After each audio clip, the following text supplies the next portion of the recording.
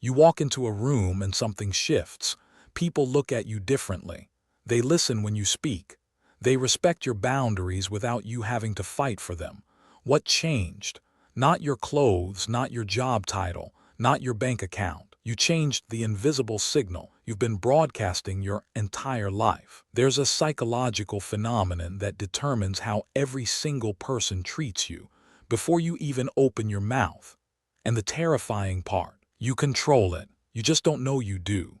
Today, I'm going to show you the one shift that rewires how the world responds to you. Not manipulation, not fake confidence. Something far more powerful and far more permanent. By the end of this video, you'll understand why some people command respect effortlessly while others beg for it and never receive it. The difference is simpler than you think, and once you see it, you can never unsee it. The invisible signal. Before you say a single word, you're already communicating. Your posture, your eye contact, the way you hold space. Psychologists call this nonverbal leakage, the unconscious signals that reveal your true internal state. A study at Princeton found that people form judgments about your competence, trustworthiness, and status within 1/10 of a second. That's faster than conscious thought. They're not reading your resume. They're reading you. The body never lies. Here's what most people miss. These signals aren't just about body language tricks. Standing up straight won't help if internally you believe you don't deserve to be heard. People can sense incongruence. When your external presentation doesn't match your internal state, it creates what researchers call the uncanny valley of social interaction. Something feels off. They don't trust you and they don't know why. The signal you broadcast comes from something deeper, your fundamental beliefs about your own worth. And that's exactly what we need to examine. But first, you need to understand where these beliefs came from in the first place. Childhood programming. Between the ages of 0 and 7, your brain was in theta state, essentially hypnosis. Every interaction with your caregivers was programming your subconscious with beliefs about who you are and what you deserve. Did your parents validate your emotions? You learned your feelings matter. Were you dismissed or ignored? You learned to shrink. Did you have to perform for love? You learned your worth is conditional. Conditional worth destroys you. Psychoanalyst Donald Winnicott called this the development of the true self versus the false self. When children feel accepted as they are, they develop authentic confidence. When they don't, they create a performance, a mask designed to earn love they should have received freely. Here's the devastating part. Most people are still running that childhood program in every adult interaction. They're not responding to the person in front of them. They are responding to mom, to dad, to that teacher who humiliated them. If this is resonating with you right now, hit like and subscribe to keep exploring the depths of your psyche with me, because understanding this is just the beginning of reclaiming your power. The question becomes, how do you rewrite code that was installed before you could even speak? The approval trap. There's a behavior pattern so common that most people don't even recognize it as a problem. It's the constant, unconscious seeking of approval. Watch yourself in your next conversation. Are you checking their face for reactions? Adjusting your opinions based on their expressions? Laughing slightly too hard at jokes that aren't funny? This is approval-seeking behavior, and it's the fastest way to lose respect. Invisible. Here's the psychology. When you seek approval, you're communicating that the other person's opinion of you matters more than your own opinion of yourself. You're essentially saying, you have power over my emotional state, and people sense this immediately. Research on social hierarchies shows that approval-seeking behavior is associated with lower social status across all cultures studied. It triggers what evolutionary psychologists call a dominance assessment. When you need something from someone, they instinctively position themselves above you. The need for approval is a prison without walls. The people who get treated with the most respect, they're not cold or arrogant. They simply don't outsource their sense of worth. They're complete without external validation. And that brings us to the shift that changes everything. The one shift. The shift is deceptively simple, but profoundly difficult. You must become the source of your own validation, not as an affirmation you repeat, not as a technique you perform, as a fundamental restructuring of where your sense of worth originates. Right now, for most people, self-worth is calculated externally. It's an equation. How much approval am I receiving minus how much rejection divided by how I compare to others? This equation keeps you perpetually unstable, perpetually hungry, perpetually performing. The shift means dismantling this equation entirely. It means deciding, and this is a decision, that your worth is not up for debate, not by your boss, not by your partner, not by strangers on the internet. Your worth is fixed. Carl Rogers, the founder of humanistic psychology, called this unconditional positive self-regard. It's the foundation of psychological health. When you have it, you can receive criticism without crumbling. You can hear no without feeling rejected as a person. You can disagree with people you respect without fear of abandonment. This internal stability changes everything about how you show up. But knowing this intellectually is useless. You need to feel it in your nervous system. Nervous system truth. Your beliefs about your worth don't live in your head. They live in your body. When you enter a room feeling unworthy, your nervous system responds before you consciously think anything. Cortisol spikes. Heart rate increases. Breathing becomes shallow. Your body enters a subtle fight or flight state. People can sense this stress response. They read it in the micro-tensions of your face, the slight tremor in your voice, the restlessness in your movements. And unconsciously they categorize you as someone under threat, which paradoxically makes them more likely to treat you as prey rather than peer. Polyvagal theory, developed by Stephen Porges, explains this. Your vagus nerve regulates your social engagement system.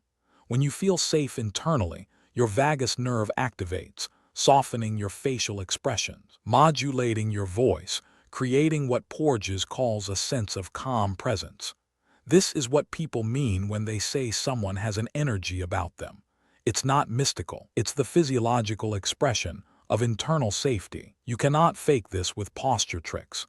Your nervous system needs to genuinely believe you are safe, even when facing judgment, criticism, or rejection. And that requires a specific kind of practice. Exposure therapy. The way you rewire your nervous system is through graduated exposure to the very thing you fear: disapproval, not reckless confrontation. Strategic, intentional practice of surviving judgment. Start small. Express an unpopular opinion in a low-stakes conversation. Set a minor boundary with a friend. Disagree with someone respectfully. Each time you experience disapproval and survive, meaning you don't die, you don't get abandoned, life continues, your nervous system updates its threat assessment. Disapproval becomes less dangerous. This is the same principle behind treating phobias. A person afraid of spiders doesn't overcome the fear by thinking about spiders differently.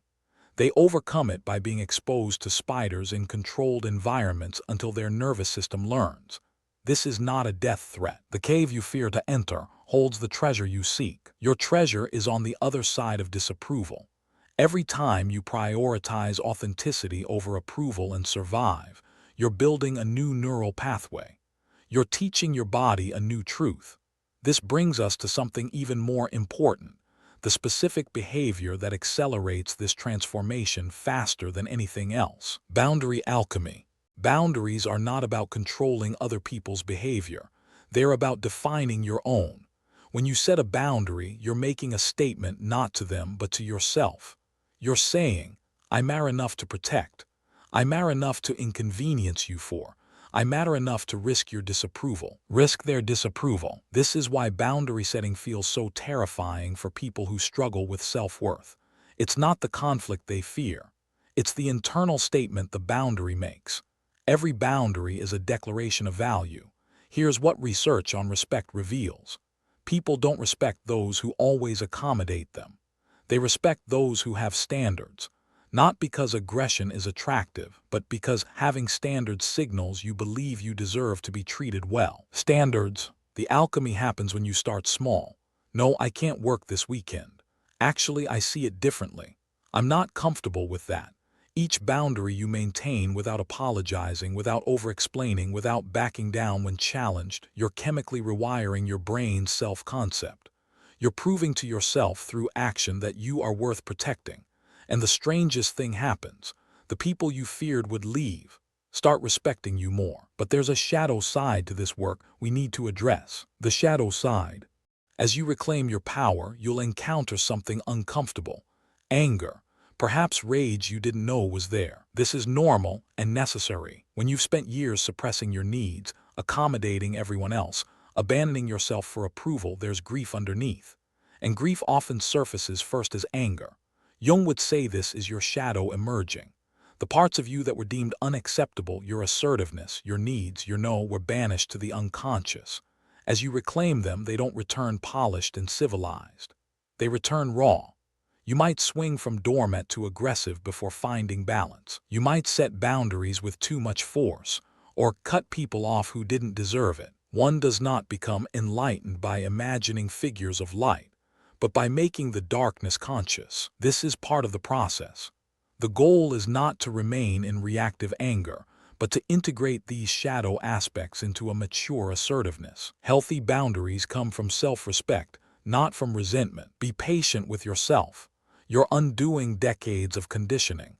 The question is, how do you know when you've actually changed, not just learned new behaviors? The identity shift. There's a difference between acting confident and being confident, between performing self-worth and embodying it. The difference is identity. When self-worth is a behavior you perform, you have to consciously activate it every time. It's exhausting. It wavers. It fails under pressure. When self-worth becomes your identity, who you are at the core, it requires no effort to maintain. You don't perform confidence. You simply are someone who values themselves. The behavior becomes effortless because it flows from being. This shift happens gradually, then suddenly. You'll notice you stop checking for approval after speaking.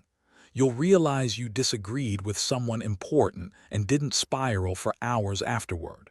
You'll find yourself walking into rooms without the internal commentary about whether you belong. You belong everywhere. The external changes follow.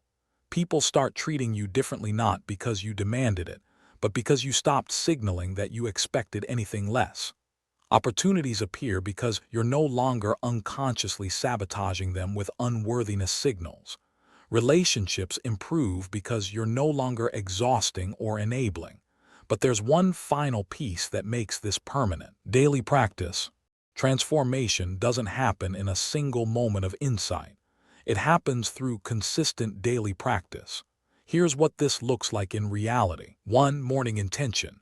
I am the source of my own worth. 2. Throughout the day, notice when you seek approval. 3. Practice one small boundary or authentic expression. 4. Evening reflection. Where did I honor myself today? The noticing is crucial. Most approval seeking is unconscious. When you catch yourself adjusting your opinion based on someone's face, or over-explaining a decision, or feeling anxious about a minor disagreement, pause. Notice. This is the old program running. You don't have to fight it. Just observe it with the awareness that this is not who you are anymore. Transformation is not about becoming someone else. It's about becoming who you were before the world taught you to shrink. That child who asked questions without worrying about looking stupid, who expressed needs without shame, who assumed they belonged until someone convinced them otherwise. You're not building new confidence. You're excavating the confidence that was buried. And when you find it, everything changes. Not because people suddenly decided to treat you better, but because you finally decided to treat yourself with the respect you've been seeking from everyone else. You've now seen the pattern that's been running your entire social life. The invisible signal, the childhood programming, the approval trap that kept you small. Now you know. The shift isn't about becoming louder or more aggressive. It's about becoming internally complete. When you stop outsourcing your sense of worth, you stop broadcasting desperation. You start broadcasting something else entirely, the calm presence of someone who doesn't need anything from anyone to feel okay about themselves. And paradoxically, that's when people start giving you everything. Respect, attention, opportunities, trust. Not because you demanded it, because you stopped demanding it. No one can make you feel inferior without your consent. Do this once, truly shift from external to internal validation, and watch how every interaction in your life begins to change. The people who were meant to stay will respect you more. The people who were only around because you accommodated them will leave. and you'll finally have room for relationships based on mutual respect rather than performance. If you made it this far, comment internal source to show you're ready to stop seeking approval and start living from genuine self-worth. Welcome to the Psyche Project. If this gave you something to reflect on, hit like and subscribe. Understanding yourself is the work of a lifetime. See you in the next video.